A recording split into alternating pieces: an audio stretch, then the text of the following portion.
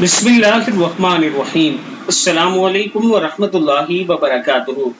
عابد راجہ channel کی طرف سے آج میں اپنے چاہنے والوں کے لیے ایک بہت ہی پیارا عمل لایا ہوں۔ اپنے گھر والوں اور بچوں سے بھی یہ دعا پڑھائیں۔ یہ ایسی دعا ہے کہ جب آپ پر حالات مشکل ہو جائیں، مصیبتیں اور پریشانیاں آ جائیں تو یہ دعا کثرت سے پڑھا کریں۔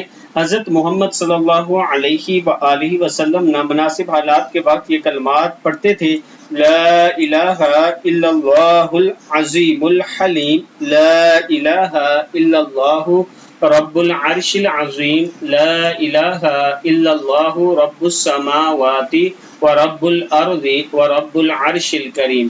پھر پڑھ لیں: لا الہ الا اللہ العظیم الحلیم، لا الہ الا اللہ رب العرش العظیم، لا الہ الا اللہ رب السماوات ورب الارض ورب العرش الکریم۔